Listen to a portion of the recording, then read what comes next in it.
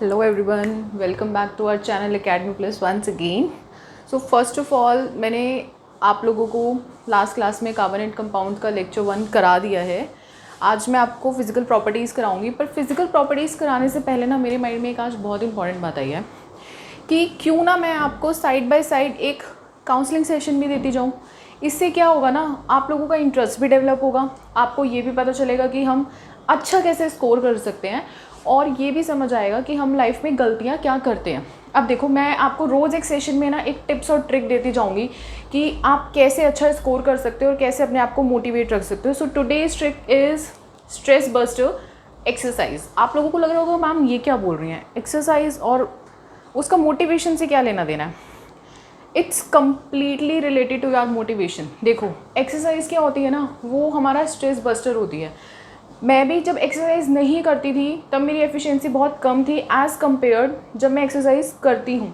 Exercise करने से क्या होता है, हमारी बॉडी का मेटाबॉलिज्म स्ट्रॉन्ग होता है, जिसकी वजह से हमारे जो ब्रेन सेल्स होते हैं वो क्या होते हैं, एक्टिव होते हैं. और ब्रेन सेल्स जितने एक्टिव होंगे, जितने अच्छे से वर्क करेंगे, उतना ही अच्छा हम लोगों का कंसंट्रेशन डेवलप होगा. So today's trick is exercise and hit the like button and smash it out if you like our video. So let's move toward our topic. So देखो, लास्ट क्लास में मैंने आपको बताया था कि कोवलेंट कंपाउंड्स क्या होते हैं. आज हम पढ़ेंगे कि कोवलेंट कंपाउंड्स की प्रॉपर्टी क्या होती है. तो देखो, फर्स्ट प्रॉपर्टी क्या है हमारी, फिजिकल स्टेट. फिजिकल स्टेट में आपको मैटर इन आर सराउंडिंग में 9th के स्टूडेंट्स के जो आपका एक टॉपिक है उसमें पढ़ा चुकी हूँ. लेकिन हम देखते हैं फिजिकल स्टेट में कि कोवलेंट कंपाउंड कैसे एक्ट करते हैं. तो हमारे जो कोवलेंट कंपाउंड होते हैं वो क्या है, वो सॉलिड, लिक्विड, गैस कैसे भी एक्ट कर सकते हैं. जैसे मेरा नेचर कभी बहुत सॉलिड हो जाता है स्टूडेंट्स के टुवर्ड, कभी लिक्विड सा, मतलब कि सॉलिड कब जब मेरी बात ही नहीं मानते ना तो मैं हार्श एक्शंस लेती हूँ. लिक्विड कब हो जाता है ना, जब मुझे लगता है कि हाँ यार मेरी थोड़ी बहुत सुन रहे हैं. और गैस मैं सडनली मेल्ट हो जाती हूँ जब मेरी तारीफ़ कर देते हैं. Similarly like this. तो हमारे पास सॉलिड, लिक्विड एंड गैस हर तरीके का कोवलेंट कंपाउंड होता है, सॉलिड के लिए, लिक्विड के लिए एंड गैस के लिए. तो आज हम इसके एक एक एग्जांपल्स देखते हैं कि कैसे है. सॉलिड में देखो आप क्या लिख सकते हो, ग्लूकोज. देखो मैं क्या करने वाली हूँ ना, मैं आपके डेली लाइफ से रिलेट करके सब कुछ पढ़ाने वाली हूँ. मीन्स आप जितना डेली लाइफ से रिलेट करोगे आपको उतना अच्छा लगेगा. अब आप बोलने वाले हो मैम को चॉकलेट इतनी पसंद क्यों है. यार लिटरली बहुत पसंद है. तो सॉलिड चॉकलेट क्या होती है भाई, मीठी होती है. क्या पड़ा होता है उसमें, glucose, sugar. So basically solid में क्या है, आपको एक कोवलेंट कंपाउंड कभी भी याद ना है ना, पेपर में आ जाए कि एक सॉलिड कोवलेंट कंपाउंड की मदद, जल्दी से ग्लूकोज का नाम याद कर लेना. लिक्विड मैंने बताया ना, जब कोई मेरी तारीफ सा कर देता है ना तो मैं मेल्ट सी हो जाती हूँ. तो लिक्विड भी समथिंग लाइक दिस. लिक्विड के लिए आप क्या बोल सकते हो, क्लोरोफॉर्म. आपको पता है क्लोरोफॉर्म कहाँ काम आता है, किसी को बेहोश करने के लिए, एनेस्थीसिया देने के लिए. जब हम सर्जरी वगैरह करते हैं तो हम क्लोरोफॉर्म का यूज़ करते हैं. तो भाई अच्छा कंपाउंड है. और गैस के बारे में अगर मैं बात करूं तो गैसेस तो बहुत सारे कोवलेंट कंपाउंड है. हाइड्रोजन भी हमारी गैस होती है, ऑक्सीजन भी गैस होती है, मीथेन मॉलिक्यूल भी गैस है.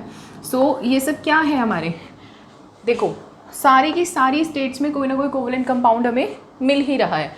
ऐसे ही अगर मैं सॉल्युबिलिटी की बात करूं तो देखो, मैंने आपको बताया था कि सॉल्युबिलिटी के लिए सबसे इंपॉर्टेंट क्या होता है, आयंस में ब्रेक हो जाना.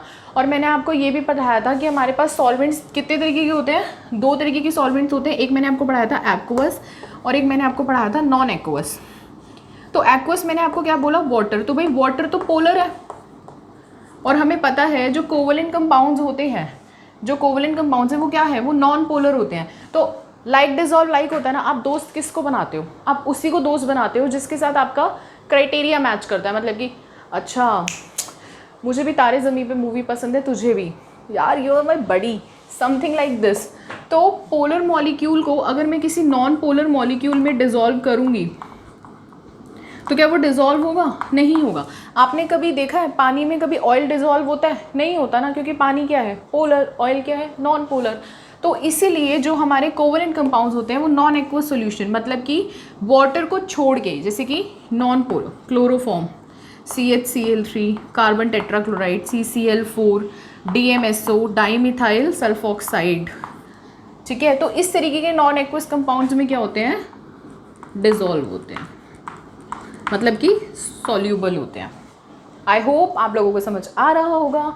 इलेक्ट्रिकल कंडक्टिविटी, भाई देखो इलेक्ट्रिकल कंडक्टिविटी का एक सिंपल सा फैक्टर है, आपने नोटिस किया होगा कि हमारी बॉडी में भी है ना झटका लगता है, 5 एम्पियर का हमें चार्ज लगता है। हम कई बार होता है इलेक्ट्रिक सर्किट को पकड़ लेते हैं तो हमें चार्ज लगता है, वो हमें कब लगता है और वो हल्का क्यों लगता है? क्योंकि हमारी बॉडी में फ्री आयन कंसंट्रेशन ना कम होती है। तो बेसिकली जहाँ पे फ्री आयन कंसंट्रेशन, भाई 5 एम्पियर का झटका बहुत तगड़ा होता है, ये मत सोचना कि बहुत ही कम है, इतना है कि किसी की जान ले सकता है। तो फ्री आयन कंसंट्रेशन का मतलब क्या हुआ कि उसमें हमारी बॉडी में क्या है, सोडियम पोटेशियम पंप वर्क करता है ना, तो उसमें फ्री आयंस होते हैं, जिस वजह से हमें क्या लगता है, झटका लगता है जब हम किसी सोर्स को पकड़ लेते हैं, किसी ऐसी चीज़ को पकड़ लेते हैं जो न्यूड वायर होती है। तो इलेक्ट्रिकल कंडक्टिविटी क्या है बेसिकली, वो हमारी बॉडी की कंडक्टिविटी। तो ऐसी इलेक्ट्रिकल कंडक्टिविटी कंपाउंड्स की भी होती है। अब मैंने आपको बताया था कि कंडक्टिविटी के लिए इंपॉर्टेंट क्या है, आयंस, और यहाँ पे तो आयंस है ही नहीं, कोवलेंट कंपाउंड में आयंस होते ही नहीं। मैंने आपको लास्ट क्लास में पढ़ाया था कि वो डिसोसिएट नहीं हो सकते, मतलब कि आयन आप समझने की कोशिश करो, जैसे कि NaCl है, NaCl क्या है, एक आयनिक कंपाउंड है। क्यों? क्योंकि ये Na+ और Cl- में डिसोसिएट हो सकता है।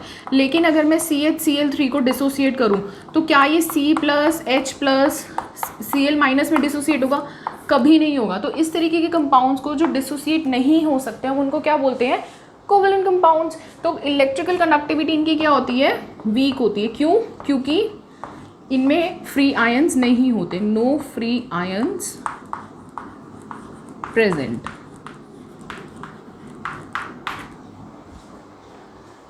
Now our fourth topic is melting and boiling point. भाई देखो मैंने आपको बताया है, बहुत बार बताया है कि मेल्टिंग एंड बॉइलिंग पॉइंट क्या होते हैं। मेल्टिंग एंड बॉइलिंग पॉइंट वो होते हैं जिनमें क्या होता है, आपका या तो सॉलिड लिक्विड में कन्वर्ट हो गया या लिक्विड गैस में कन्वर्ट हो गया।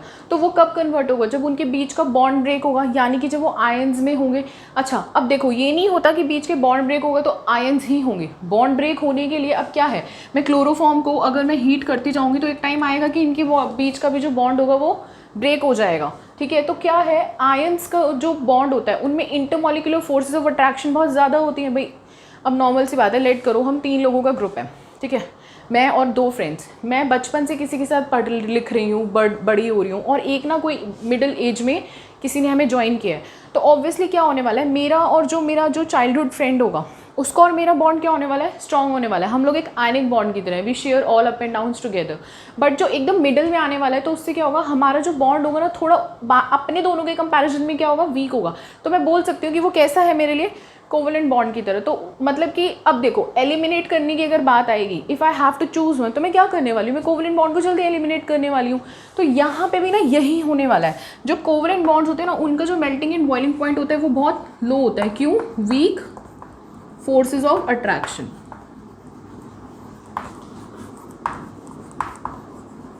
मैंने आपको बताया था कि intermolecular forces of attraction ionic bonds में स्ट्रॉन्गर होते हैं as compare to covalent bond. क्यों होते हैं भाई, वो इसीलिए होते हैं ना क्योंकि जो आयनिक बॉन्ड्स होते हैं उसमें कंप्लीट ट्रांसफर ऑफ इलेक्ट्रॉन हुआ होता है। तो भाई उन्होंने अपना ऑक्टेट कंप्लीट कर लिया है भाई, इलेक्ट्रॉन एक्सेप्ट एंड लूज करके। लेकिन इसमें क्या है, कोवलेंट बॉन्ड में वो क्या करते हैं, शेयर करते हैं कि भाई ना तो तू देने के लिए रेडी है, ना ही मैं अपना पार्ट शेयर करने के लिए रेडी हूँ, लेट्स शेयर द बॉन्ड। तो कोवलेंट में क्या होता है, बहुत ही जल्दी आपका जो कंपाउंड होता है मेल्ट और बॉयल हो जाता है। तो इसका melting point and boiling point low होता है as compare to ionic bond.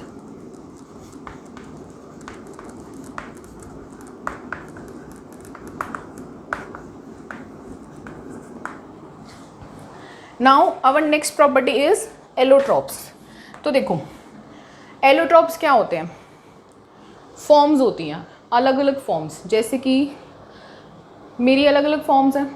मैं कभी खुश होती हूँ, कभी उदास होती हूँ, कभी गुस्से में होती हूँ, कभी बहुत ही जॉली सा नेचर हो जाता है, कभी मेरा मन करता है कि मैं किसी को पंच कर दूँ, और कभी मेरा मन करता है कि यार बहुत ही अच्छा सोचते हैं यार, सब कुछ ही मतलब इसके लिए तो कुछ भी। तो कार्बन की भी ना ऐसे ही फॉर्म्स होती हैं, ऐसे ही कोवलेंट सारे कंपाउंड्स के एलोट्रॉप्स नहीं होते, ये बात मानने की है। सबकी फॉर्म्स कुछ होते हैं ना, कुछ लोगों का रिएक्शन, अगर वो गुस्सा होगा तो भी ये रिएक्शन रहने वाला है, खुश होगा तो भी ये रिएक्शन रहने वाला है, उदास होगा तो भी यही रिएक्शन रहने वाला है।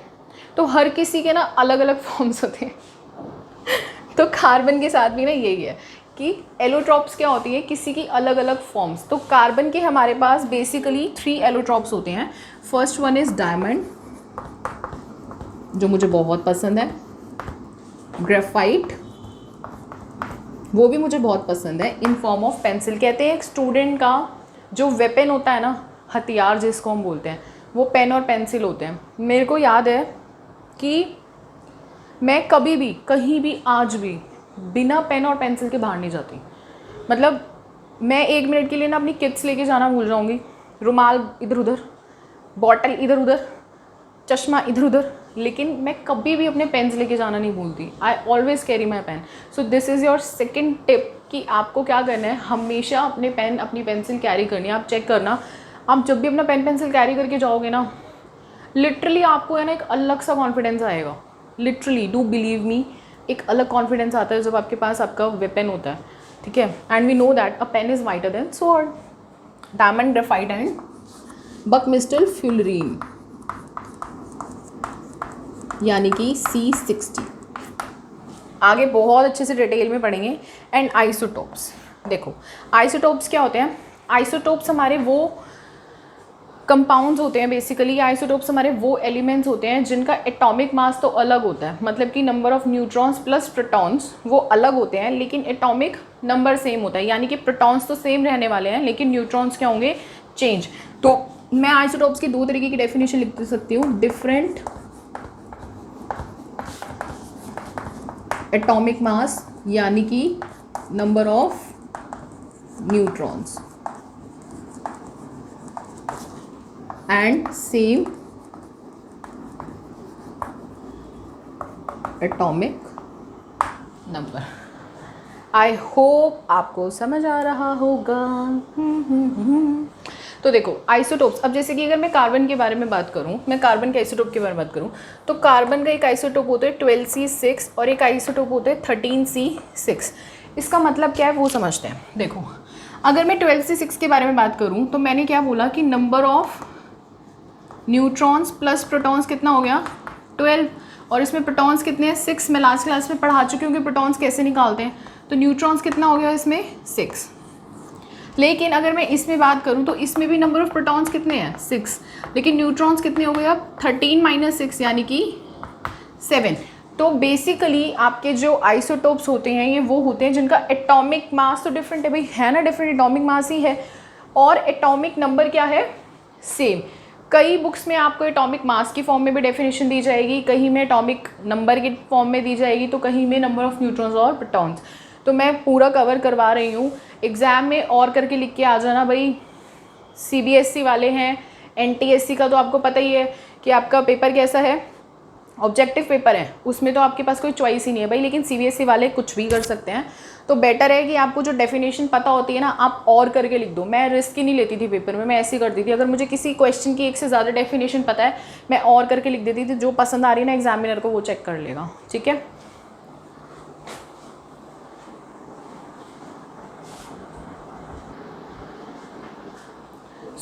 अब हमारी नेक्स्ट प्रॉपर्टी क्या है, डायमंड और ग्रेफाइट के बीच का डिफरेंस। क्योंकि हमें पता है कि डायमंड और ग्रेफाइट का है, कार्बन के एलोट्रॉप्स हैं, तो ये पेपर के पॉइंट ऑफ व्यू से बहुत इंपॉर्टेंट है और NTSC में इससे क्वेश्चंस आते ही आते हैं।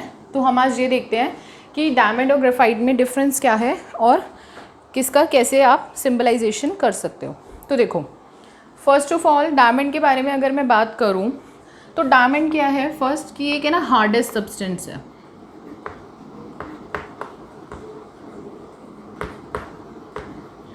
और जो ग्रेफाइट है ना ये कैसा होता है, सॉफ्ट, स्लिपरी, मतलब कि हाथ से फिसलने वाला। हम स्लिपरी किसको बोलते हैं, जो हाथ से फिसल जाता है, ठीक है। तो देखो पता कैसे करेंगे, आपने कभी माइनिंग होते हुए देखा है, आपने देखा है कि आपके घर के बाहर ना बहुत सारे लोग कभी ड्रिल करने आते हैं, मींस जो रोड को ड्रिल कर रहे होते हैं। डायमंड बच्चों इतना हार्ड होता है कि वो जो ड्रिलिंग मशीन का जो आपका पॉइंट होता है ना, it is sometime made up, it is always और it is sometime made up of diamond. Means diamond क्या करते हैं, डायमंड को तोड़ने के लिए डायमंड की ही ज़रूरत पड़ती है। डायमंड क्या है, you can not cut diamond with anything. Diamond drilling के लिए काम आता है। डायमंड आपकी खानों में, मतलब जिसको आप बोलते हो माइंस में डायमंड को आप यूज़ करते हो। ज्वेलरी को कट करने के लिए भी डायमंड ही यूज़ होता है। तो आप समझ लो डायमंड कितना हार्ड सब्सटेंस है, you can not break diamond, ठीक है। तो डायमंड होता है आपका हार्ड सब्सटेंस। तो ये कहाँ यूज़ होता है आपका, ज्वेलरी मेकिंग, माइनिंग में यूज़ होता है, मतलब बहुत इंपॉर्टेंट है बच्चों, बहुत ज़्यादा एक्सट्रीम लेवल का, ठीक है। और अगर मैं ग्रेफाइट की बारे में बात करूँ तो भाई 3 इडियट वाला वो याद आ जाता है मुझे तो ग्रेफाइट के नाम से, कि वो पेंसिल क्यों नहीं यूज़ करते स्पेस में, क्योंकि भाई निब टूट के आंखों में इधर उधर लग जाएगी। इस चीज़ को याद रखना, कभी भी ग्रेफाइट समझना है ना क्या है, तो पेंसिल के ऊपर की वो जो निब होती है ना, हम उसको ग्रेफाइट बोलते हैं। और स्पेस में क्यों नहीं यूज़ करते, टूट टाट के आंखों में चली जाती है। तो उससे क्या पता चल रहा है टूट टाट के आंखों में जाने का मतलब क्या है, उससे याद रखो कि भाई बहुत सॉफ्ट होती है, हाथ से टूट सकती है, स्लिपरी होती है। क्या अगर आपने कभी नोटिस किया होगा, जब पेंसिल की लिड को तोड़ते हो ना, वो एकदम से हाथ से यूँ फिसल जाती है, जैसे कि आप बॉटल का कैप फिसलता है ना, सिमिलरली लाइक दिस। तो ग्रेफाइट जो होता है सॉफ्ट और स्लिपरी होता है। सेकेंड, डायमंड का जो नेटवर्क होता है वो कैसा होता है, ऑक्टाहेड्रल क्रिस्टल स्ट्रक्चर है। कैसा स्ट्रक्चर है, ऑक्टाहेड्रल, ऑक्टाहेड्रल क्रिस्टल स्ट्रक्चर है।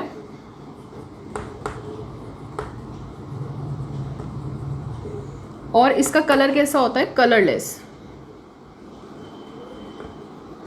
And transparent.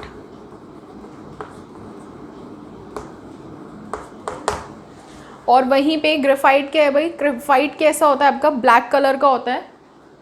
ग्रेफाइट का कलर कैसा है, ब्लैक, ओपेक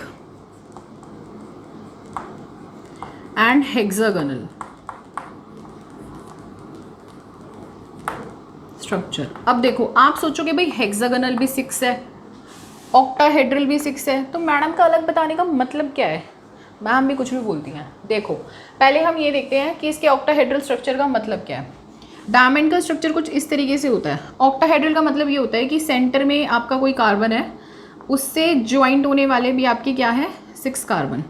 तो ऑक्टाहेड्रल आपका ऐसे ज्वाइन होता है, इधर से भी एक कार्बन, ओ सॉरी 4 ही होती है कार्बन की आपकी बॉन्ड, इधर से भी कार्बन और इधर से भी कार्बन, फिर इधर से एक कार्बन आएगा, इधर से ऐसे ना, ये एक जाइंट नेटवर्क होता है।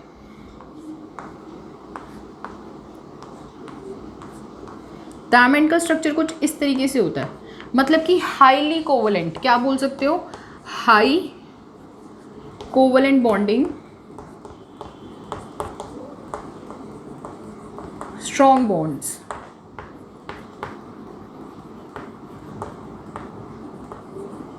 क्यों, इसमें बॉन्डिंग कैसी होती है, कोवलेंट बॉन्डिंग होती है, मतलब कि इसकी जो बॉन्डिंग है वो इतनी स्ट्रॉन्ग होती है कि हम इसके इस बॉन्ड को ब्रेक नहीं कर सकते। क्योंकि कार्बन की हम आगे पढ़ेंगे कि आगे ना इसकी कैटिनेशन प्रॉपर्टी होती है। कैटिनेशन प्रॉपर्टी क्या होती है, सेल्फ लिंकेज की प्रॉपर्टी होती है, वो हम आगे पढ़ेंगे कार्बन के बारे में सब कुछ।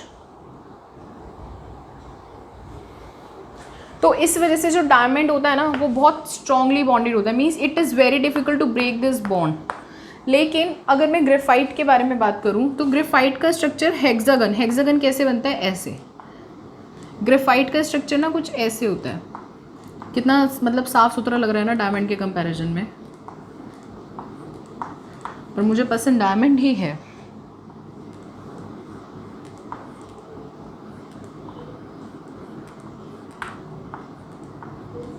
ग्रेफाइट का ऐसे स्ट्रक्चर होता है और ये इसकी लेयर्स होती हैं। तो आप नोटिस करोगे ग्रेफाइट के स्ट्रक्चर में जो कार्बन की बॉन्डिंग है, मैं अभी दिखाती हूँ आपको।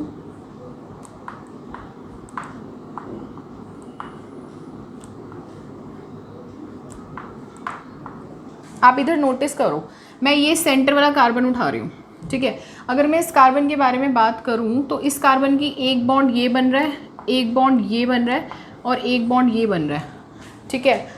ऐसे ही अगर मैं कोई भी कार्बन ले लूँ, उसके कितने बॉन्ड्स बन रहे हैं, 3, लेकिन कार्बन के टोटल बॉन्ड कितने होने चाहिए, 4। तो अब देखो 3 बॉन्ड्स ये बन रहे हैं। अब इस वाले कार्बन के देखो दूसरी लेयर, ये क्या है, लेयर 1 और ये क्या है आपकी लेयर 2। तो अब इधर देखो इसमें भी क्या हो रहा है, आपके कार्बन के 3 बॉन्ड्स बन रहे हैं। तो भाई 4th बॉन्ड में लाऊं कहाँ से, कैसे मैं 4th बॉन्ड बनाऊंगी कि भाई इसका नेटवर्क कंप्लीट हो जाए। तो ये क्या करते हैं, weak van der Waals forces of attraction से 4th बॉन्ड बनाते हैं। इसको थोड़ा ऐसे कर लो। तो देखो जहाँ पे इस कार्बन के चारों बॉन्ड्स बहुत ही स्ट्रांगली पैक्ड हैं, बहुत ही अच्छे से बने हुए हैं। यहाँ पे क्या है, इसके 3 बॉन्ड्स तो एक लेयर में होते हैं, 3 बॉन्ड एक लेयर में होते हैं, और एक बॉन्ड जो होता है कैसे बाइंड होता है आपका, वैन डर वाल, फोर्सेस ऑफ अट्रैक्शन। और हम सबको पता है कि हमारे जो स्ट्रॉन्ग फोर्सेस होते हैं वो कौन कौन से होते हैं, पहले आयनिक होता है, फिर कोवलेंट होता है, ये 2 हमारे स्ट्रॉन्ग फोर्सेस होते हैं, और वैन डर वाल एंड हाइड्रोजन बॉन्ड, ये कैसे होती है हमारी, वीक बॉन्ड्स होते हैं। तो ग्रेफाइट में कैसी बॉन्डिंग होती है, वैन डर वाल बॉन्डिंग।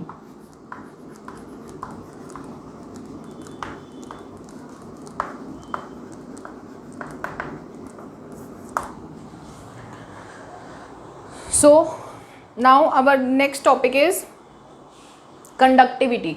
तो कंडक्टिविटी के पॉइंट्स में अगर मैं बताऊं तो मैंने आपको बताया कि डायमंड क्या है, एक बहुत ही हार्ड सब्सटेंस है और इसके बॉन्ड को ब्रेक करना ही बहुत मुश्किल है। देखो अगर एक है ना, सोचने वाली बात है, डायमंड अगर हीट से टूट जाता तो कोई भी ना, मतलब ड्रिलिंग में डायमंड को यूज़ नहीं करता, माइनिंग में डायमंड को यूज़ नहीं करता। तो डायमंड के लिए कंडक्टिविटी क्या होती है, कुछ भी नहीं, मतलब कि डायमंड कभी इलेक्ट्रिसिटी कंडक्ट करेगा ही नहीं। तो ये क्या है आपका, नॉन कंडक्टर ऑफ इलेक्ट्रिसिटी।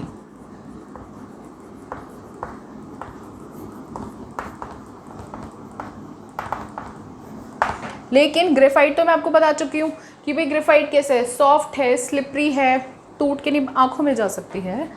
तो ग्रेफाइट कैसा होता है, good conductor, conductor of electricity.